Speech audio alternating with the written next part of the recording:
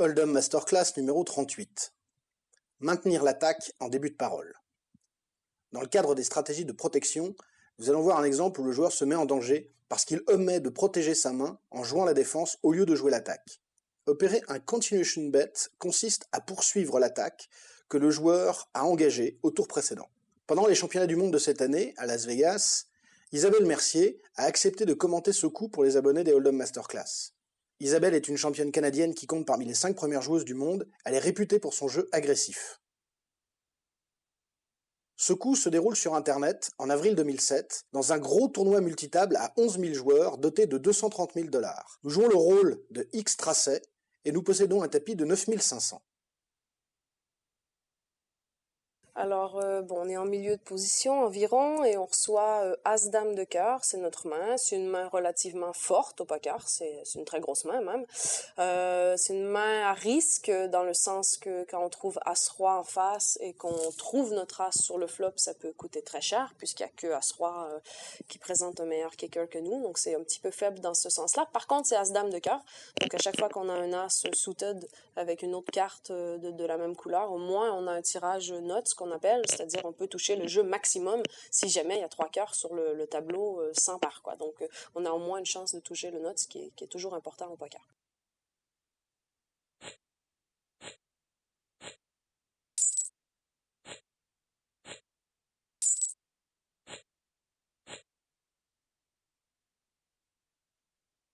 Donc le premier tour d'enchère avant le flop, les 3 joueurs avant nous suite à la grosse blinde ont passé, donc on sera le premier à ouvrir le coup. Le joueur ici X tracé en l'occurrence, ça fait 600, ce qui est très bien, 3 fois le montant de la grosse blinde. Je pense pas qu'il faut systématiquement faire 3 fois la grosse blinde. Je suis pas de cet avis en voulant dire que ça déguise mon jeu parce que les gens savent pas parce que je fais toujours le même montant.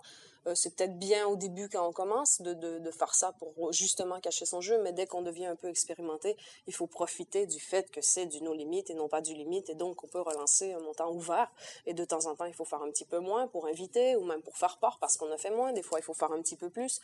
J'aime bien faire un petit peu plus avec une main comme ça, As-Dame en milieu de position, pour être bien sûr que derrière moi les 3 joueurs qui restent à parler avant le bouton ne vont pas me suivre avec des mains un peu funky, rigolotes comme Valet, Roi de pique. Enfin bien, c'est bien parce qu'ils ont une moins bonne main que moi, mais je préfère être la dernière de position, et donc j'aurais peut-être tendance à faire un petit 800 dans ce coup-là, ou un truc un peu même fun, 825. Pourquoi je fais 825 en milieu de position? Donc j'aime bien un peu faire des excentricités. Mais bon, il a fait 600, c'est très bien. Et les 2 joueurs dernières ont passé, et le joueur au bouton a donc payé les 600. Ça, c'est jamais agréable au poker d'avoir quelqu'un derrière nous qui a la position sur nous et qui paye notre lance. C'est jamais le fun. Qu'on devra parler avant lui au flop. En même temps, il faut pas oublier l'importance de la première position a une force en tant que telle, je trouve. Souvent, on a des flops bizarres comme 6-6-2, où ce qui arrive, c'est la première personne qui mise gagne. C'est aussi simple que ça. Donc, dans ces cas-là, la première position peut être un avantage. Donc, ce joueur au bouton qui s'appelle le vilain a payé, et les 2 blindes ont passé. Donc, on sera 2 dans le coup pour voir le flop, et on sera premier à parler. Bon, alors avec cette situation de heads-up, le flop arrive Valet 9-2 avec Valet 9 de pique et le 2 de cœur. Donc c'est pas génial pour As-Dame de cœur. On n'a pas connecté du tout, il n'y a rien dans ce flop qui nous fait plaisir. Mais au moins ce qui est sympa, c'est qu'on a 2 cartes au-dessus du flop.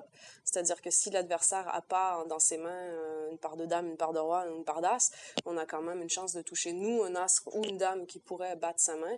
Et donc ça fait 6 cartes, on a quand même 25% des chances de toucher une de ces 2 cartes. Déjà, on peut encore toucher les quarts, runner, quart, ça peut arriver à la 4e. Ça, c'est pas un flop totalement désastreux. C'est pas, je sais pas, roi, valet, 9 de pique. C'est plus assez dur, quoi. On a as, dame de cœur, c'est plus difficile. C'est pas totalement désastreux, c'est pas génial, quoi. On n'a pas connecté, mais bon, c'est la vie, c'est le poker. Là, le X-Tracy, dont on étudie le coup, a décidé de checker ce flop. Et le joueur vilain derrière a checké également. Mon commentaire là-dessus, c'est que je ne vois pas pourquoi il a checké ce flop, sauf s'il était extrêmement en action dans les 15 mains avant et il est sûr de se faire sur-relancer dans ce coup parce qu'il a fait jeter ce mec-là 10 fois les cartes. Enfin, il n'y a pas de raison. Enfin, s'il n'y a pas une raison spéciale de checker ce flop, je pense que c'est pas bien du tout de checker ce flop.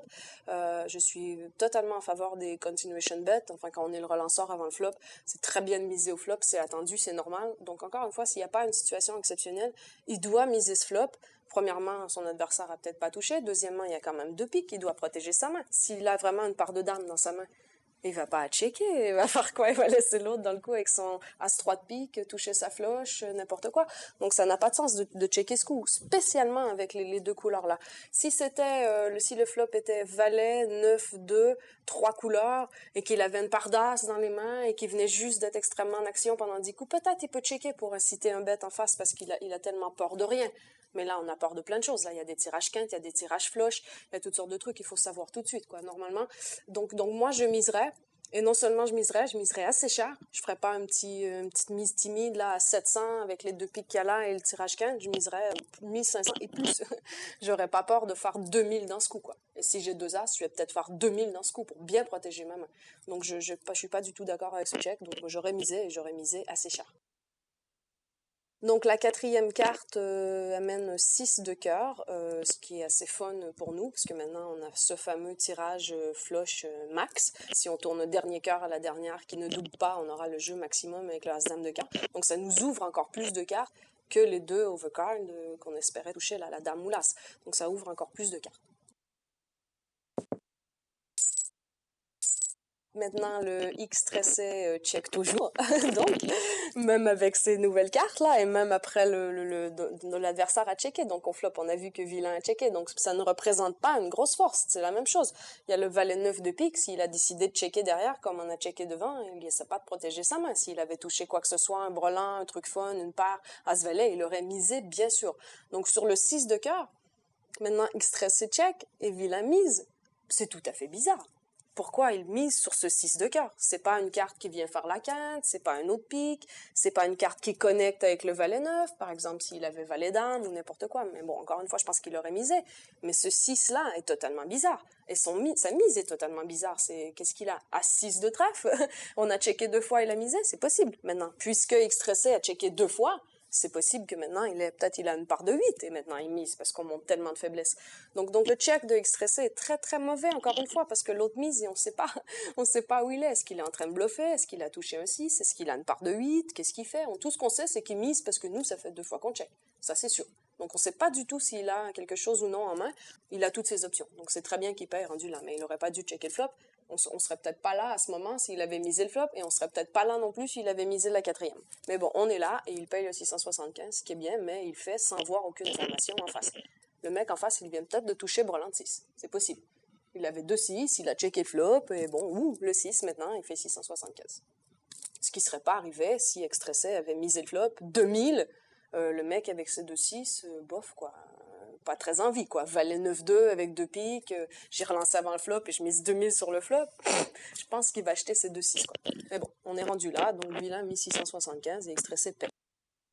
La dernière carte arrive, ce n'est pas un cœur, ce n'est pas une dame, ce n'est pas un as, ce n'est pas bon, c'est un 9 de carreau, et donc on se retrouve avec une main as-dame, on a as-dame, c'est notre main quoi, on a as-dame, valet, 9-9.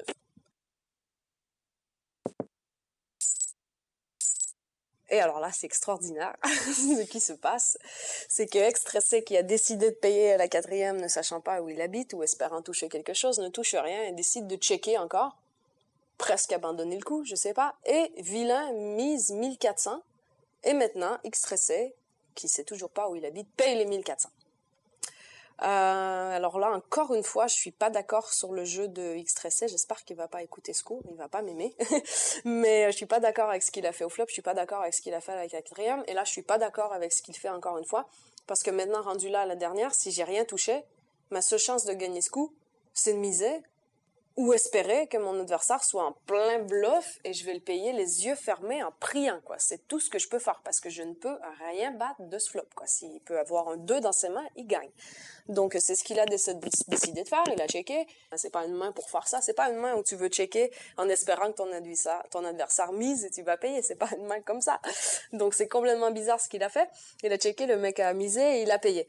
Ok, bon, moi, je pense qu'il faut miser maintenant à la dernière parce que c'est la seule chance qu'on a de gagner ce coup. Et comme on a payé à la quatrième, on a montré qu'on avait quelque chose. En même temps, je suis pas sûre. C'est tellement mal joué. J'arrive pas à faire une analyse parce que à la quatrième, Extressé paye la mise ne sachant pas ce qu'il paye. Comme j'ai dit, le mec peut avoir brelan de 6 à la 4e, mais maintenant il est la foule. C'est à mourir de rire de checker et de payer avec SI. Il l'exploite pas du tout. C'est une grosse main qu'on doit jouer avec force, avec agression, prendre le contrôle, et il le fait pas du tout. Donc je suis extrêmement déçue de voir comment il a joué ce coup. Mais bon, à la fin, maintenant, quand l'autre mise 1400, je sais pas quoi dire. Je sais pas s'il a bien fait de payer ou pas, parce que j'ai aucune idée. J'arrive pas à sentir le coup, puisqu'il a jamais lui-même cherché des informations. Il n'a pas d'informations. Et donc, on voit l'abattage, c'est un très beau mot, l'abattage des cartes. Vilain, en effet, à Roi-Dame, donc il était en bluff, et Extressé a gagné avec son SI, avec son As-Dame. Donc, il a bien fait de payer. Peut-être, effectivement, il avait des informations. Peut-être que Vilain a fait ça à quelques reprises, à la dernière. Maintenant, si on revoit le coup en voyant les cartes, on voit bien que Vilain, qui a payé avant le flop les 600 avec Roi-Dame, les a payés, aurait peut-être pas payé 850, peut-être il l'aurait pas payé. C'est possible, parce que c'est un peu plus, ça montre un peu plus de... Bon, il a décidé de payer les 600 avec Roi-Dame, avec la position. On a floppé 3 cartes sur lesquelles il ne connecte pas non plus, mais il a 2 overcards, il a aussi un tirage quinte avec le 10. On a checké, il a checké derrière, espérant toucher sa dame ou son roi, gratuit. Maintenant, on tourne 6 de cœur. Nous, on check encore. Bien sûr, il va miser. S'il joue un petit peu au poker, là, maintenant, on essaie quelque chose.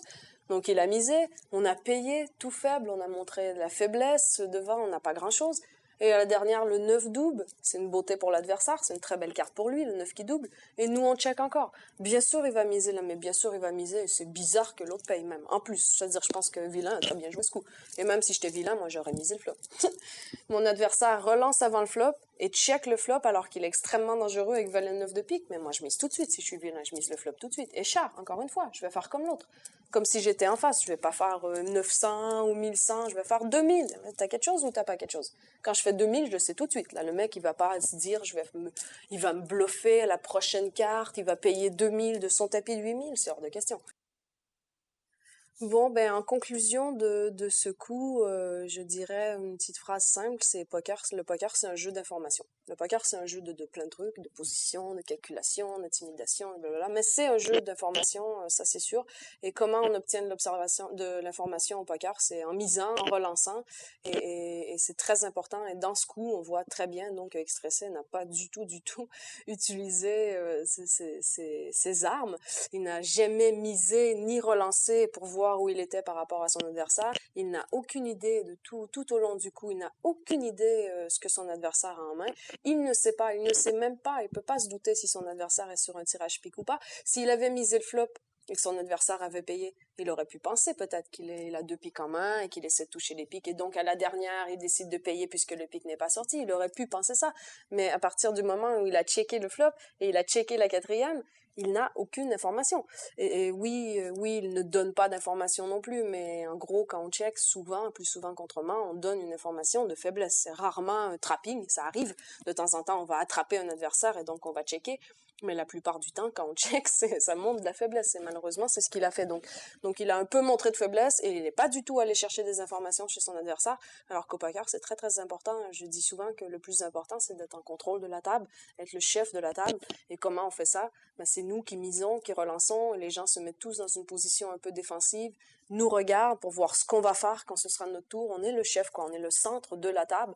Et ça, c'est super important. Et c'est une différence. On voit beaucoup de world-class players. Ils ont ce truc, quoi. Quand Phil Hellmuth arrive à une table et qu'il est grand, il prend de la place, il serre la main de tout le monde, il s'assoit et waouh, c'est le chef, mais on le voit tout de suite, quoi. C'est dur de prendre sa place. Et Extressé, là, devra travailler beaucoup pour devenir chef d'une table, parce que clairement, il n'a pas compris ce concept. Alors, c'est très, très, très important d'aller chercher de l'information.